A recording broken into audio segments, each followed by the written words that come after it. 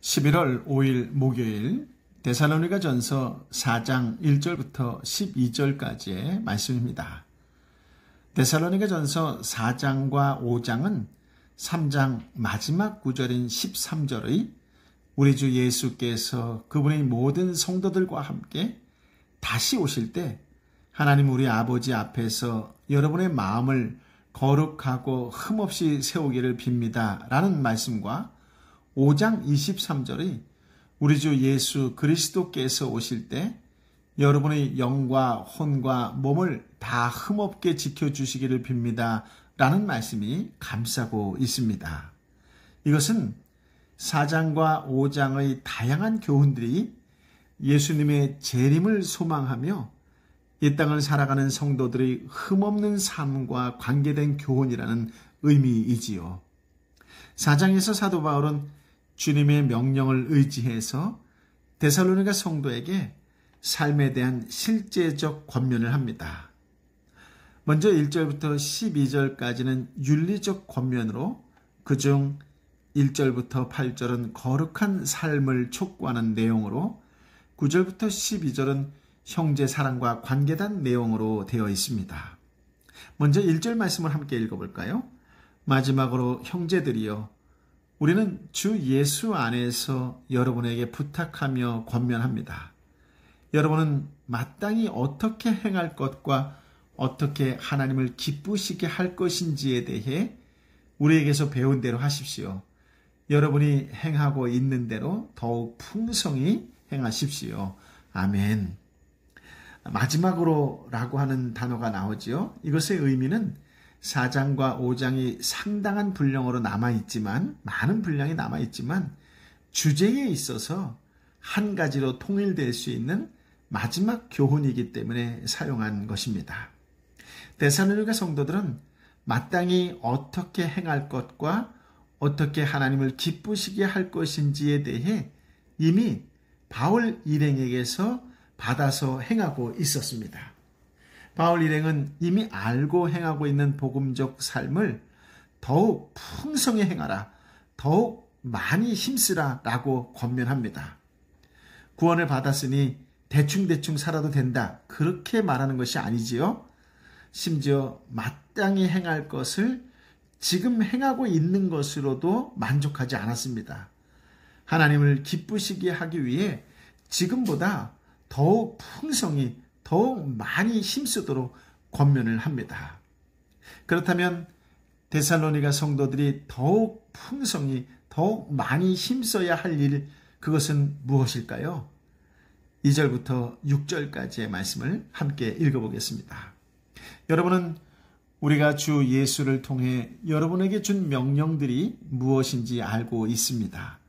하나님의 뜻은 이것이니 여러분이 거룩하게 되는 것입니다. 곧 음행을 멀리하고 각기 거룩함과 존귀함으로 자기 아내를 취할 줄 알고 하나님을 모르는 이방 사람들처럼 욕정에 빠지지 말고 이런 일로 자기 형제를 해하거나 기만하지 말라는 것입니다.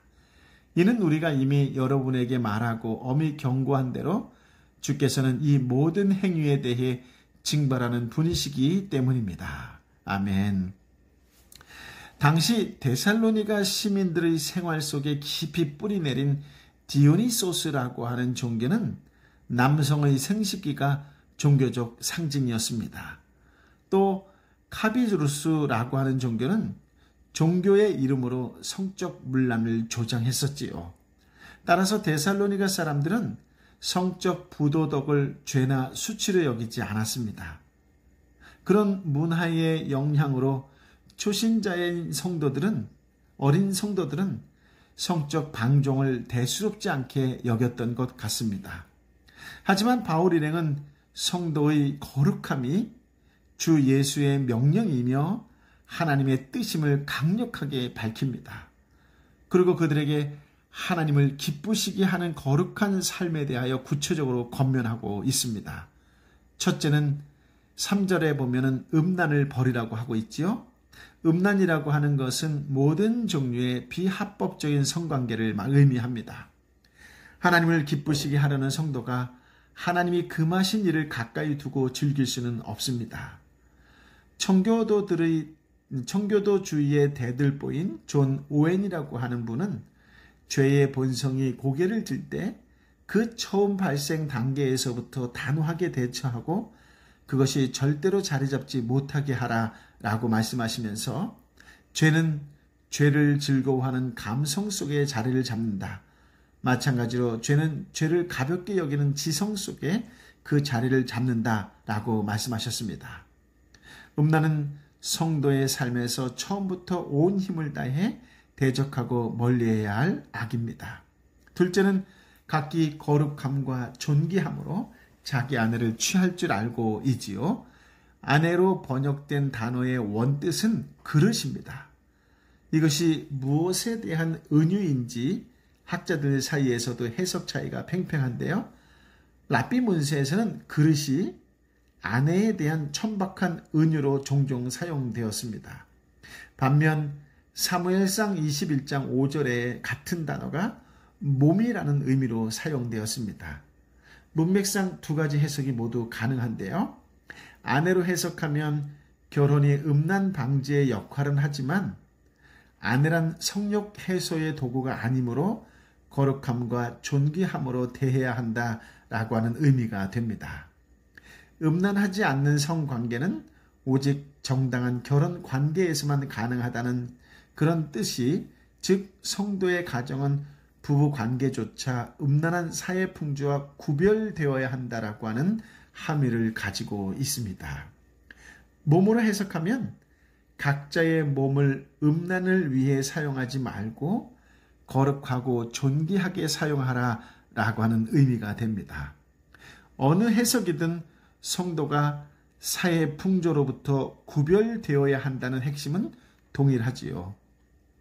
셋째는 하나님을 모르는 이방 사람들처럼 욕정에 빠지지 말고 이런 일로 자기 형제를 해하거나 기만하지 말라는 것입니다. 하나님을 모르는 불신자도 윤리 지침이 있지만 절대 윤리가 아니라 상대적인 윤리입니다. 사회가 타락할수록 과거에 죄로 여겼던 일들을 용인하고 수용하다가 점점 당연한 일로 정당화시키는 경향이 있지요. 그래서 사회 전반이 욕정, 즉 충동적인 욕정을 쫓아 살게 됩니다. 하지만 성도는 이 일에서 하나님께서 정하신 절대 윤리를 고수해야 합니다. 이런 일로 자기 형제를 해하거나 기만하지 말라는 것입니다. 성도가 이방인과 구별되는 모습으로 살아야 합니다. 거룩함은 원래 몸으로부터 구별되다 라는 뜻을 가진 단어입니다. 성도의 거룩함이 하나님의 뜻이라는 말씀은 그 시대 문화나 사상 풍조로부터 구별되어야 한다는 의미이지요. 본문이 성적인 문제를 중점적으로 다루는 이유는 당시 데살로니가 교회가 성적인 그 도시의 문화로부터 구별되지 못한 상황이었기 때문입니다. 오늘날도 선교 현장에서는 복음이 토착화되는 과정 중에 토속 문화가 복음에 혼합되는 일이 흔히 일어납니다. 복음의 절대적인 배타성을 고수하지 못하고 시대 풍조를 쫓아가는 것이지요. 가나안 토속 문화를 쫓아 살다가 불신자들과 구별되지 않았던 구약 하나님의 백성과 같은 모습을 반복하고 있는 셈이지요. 이처럼 교회가 그 시대 풍조를 쫓아 살 때 구별성이 없어지고 거룩함을 상실하게 됩니다. 오늘날 한국교회에 있어서의 복음은 미국의 성공주의 문화로 옷 입혀진 채 인생의 성공과 행복을 보장하는 최상의 상품처럼 소개되곤 하고 있습니다. 소비자의 심리를 조사하고 흥행적인 요소를 도입해서 적절한 마케팅 전략을 통해 제공되지요. 예수 그리스도를 영접하는 것은 대가 없이 대박 찬스를 잡는 것처럼 왜곡됨으로써 하나님의 은혜를 값싼 은혜로 만들어 버렸습니다. 그럼에도 불구하고 관용을 외치는 시대 풍조에 따라 많은 사람이 원하고 바라는 일이기에 성경이 금할지라도 용인하고 수용하는 분위기가 만연합니다. 오히려 성공주의를 정당화하고 부채질하여 교회 안에 세상이 있게 되었습니다. 그 결과 교회는 종교 기업으로 비판할 만큼 구별성을 상실했지요. 성도가 거룩함을 상실할 때 직업관에 있어서나 교육관에 있어서나 가정관 등에 있어서 불신자와 별반 차이가 없게 됩니다. 돈을 믿고 신뢰하는 것, 성공과 성취를 사랑하는 것, 이 세상에 소망을 둔 것, 자신과 가족의 행복에 최상의 가치를 두는 것 등 불신자들이 추구하는 것과 크게 다르지 않게 됩니다. 성도의 가치관이 불신자로부터 구별되지 않으므로 성도의 이혼율이나 도덕성이나 불신자의 이혼율이나 도덕성과 별 차이가 없는 모습으로 드러나게 됩니다. 성 문제에 있어서도 음란한 시대 풍조를 쫓아 음란을 어느 정도 허용하고 이 정도는 괜찮다 하는 정신을 가지게 됩니다. 더욱 많이 힘써 거룩하게 살려고 애쓰지 않는 모습이 되지요. 6절 하반절과 8절은 거룩함을 상실한 것에 대한 하나님의 징계를 언급합니다. 7절, 8절 두 절을 먼저 읽어볼까요? 하나님께서 우리를 부르신 것은 부정한 삶을 위해서가 아니라 거룩한 삶을 위한 것입니다. 그러므로 거룩함을 저버리는 사람은 사람을 저버리는 것이 아니라 여러분에게 성령을 주신 하나님을 저버리는 것입니다. 아멘. 거룩한 삶은 하나님께서 성도를 부르신 목적이지요. 하나님께서 성령님을 주신 것은 단지 성도를 구원해 놓기 위해서가 아니라 거룩한 삶을 살도록 하기 위해서입니다. 참으로 구원을 얻은 성도는 실패를 반복할지라도 결코 거룩한 삶을 포기할 수 없습니다. 거룩한 삶을 포기한다는 것은 성령을 주신 하나님을 거스르는 일이기 때문이지요. 하나님을 거스리는 자에 대해서는 하나님께서 반드시 보응하십니다.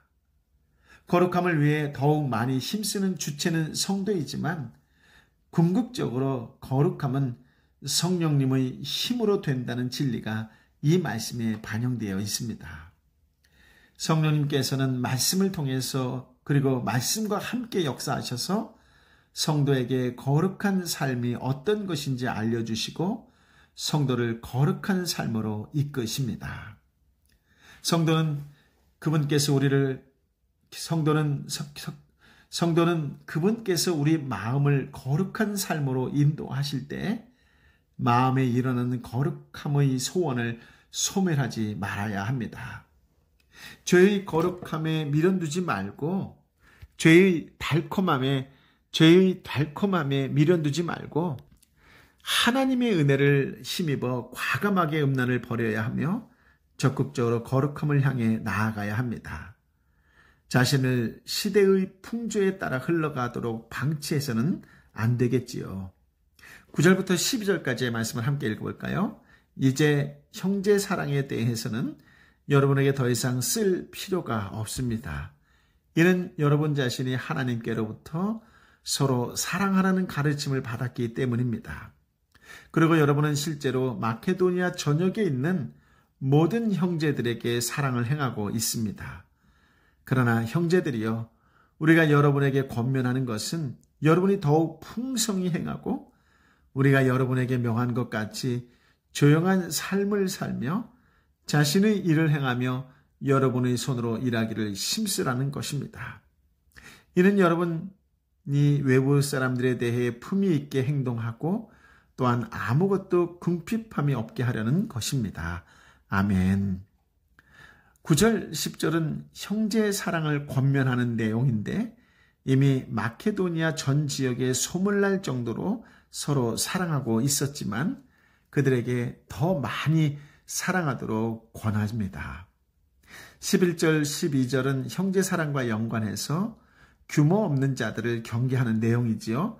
데살로니가 교회에는 예수님의 재림에 대한 지나친 열망으로 현실의 삶에 충실하지 못하고 형제들에게 누를 끼치는 사람들이 있었던 것 같습니다.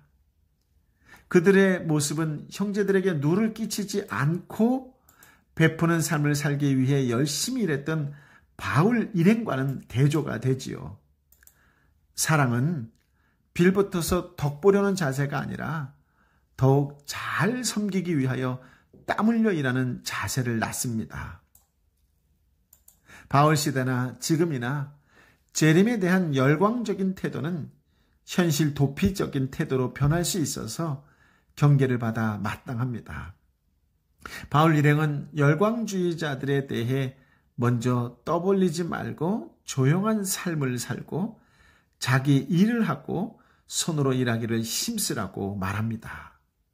이는 성도들이 외부 사람들에 대해 품위 있게 행동하고 또한 아무것도 궁핍함이 없게 하려는 것입니다. 성도는 언제나 예수 그리스도의 재림을 소망하며 살아야 합니다. 하지만 흥분에 들떠서 자기 책임조차 회피한 채 논팽이처럼 재림을 준비하는 것은 마땅한 자세가 아니지요. 묵묵히 자기의 책임을 성실히 수행하는 것이 재림을 맞이하는 바람직한 자세입니다. 하나님을 왕이요 아버지로 고백했다면 마땅히 그분의 백성이요 자녀다운 모습으로 살아가야 합니다. 하나님의 거룩하심과 공의로우심을 고백했다면 거룩하지 못한 것으로 자기를 더럽히지 않기 위해 두렵고 떨리는 마음으로 하나님께 기뻐하시는 삶에 힘써야 합니다. 삶이 뒤따르지 않는 고백이라면 공허한 말재주에 불과하며 그 고백의 진정성은 의심받아야 하지요. 복음을 왜곡하는 음란한 시대의 풍조를 이기고 말씀이 가르치는 절대 윤리를 더욱 힘써 고수할 수 있기를 바랍니다. 성령님을 힘입어 날마다 거룩함이 향상되기를 예수님의 이름으로 축원합니다. 아멘. 아버지 하나님, 이 시대를 살아가는 참으로 지혜롭고 능력 있는 생명의 말씀을 허락하여 주시니 감사합니다. 이 땅에 사는 날 동안 하나님 아버지 앞에서 마음을 거룩하고 흠없이 세우는 자로 살아갈 수 있도록 다시 한번 은혜 위에 은혜를 더하여 주옵소서. 성령의 능력으로 덧입혀 주옵소서. 우리 주님 예수 그리스도께서 다시 오실 그날까지 우리의 영과 혼과 몸을 흠없게 지켜주시기를 빌고 원하오니 또 그렇게 말씀 가운데 살아가는 믿음의 사람으로 살기로 결단하오니 성령이여 붙잡아 주시고 이끌어 주시고 임하여 주옵소서. 그리스도를 아는 자답게 내 사랑하는 이웃들을 형제를 사랑하는 것 같이 사랑할 수 있고 나를 사랑하는 것처럼 함께 사랑할 수 있는 그런 예수 그리스도의 사랑으로 품고 보듬어주는 위로의 사람, 성령의 사람으로 살게 하여 주옵소서. 오 성령이여 임하여 주옵소서. 그리스도의 사랑으로 끝까지 기도하며 품고 함께 가는 거룩한 동역자의 삶이 되게 하여 주옵소서. 이제는 길이요 진리요 생명 되신 우리 주님 예수 그리스도의 은혜와 아버지 하나님의 크신 사랑과 성령 하나님의 위로 역사 교통 충만하심이 오늘도 주신 말씀을 가슴에 품고 사랑의 사도로 은혜의 통로로 축복의 통로로 구원의 통로로 살겨노라고 다시금 결단하는 하나님의 사람들 한 사람 한 사람 머리 위에 저들이 뜨거운 심령으로 때로는 눈물로 함께 기도하는 삼터와 일터와 공동체와 열방의 선교사님과 선교지 위에 함께하여 주옵기를 간절히 축원하옵나이다. 아멘.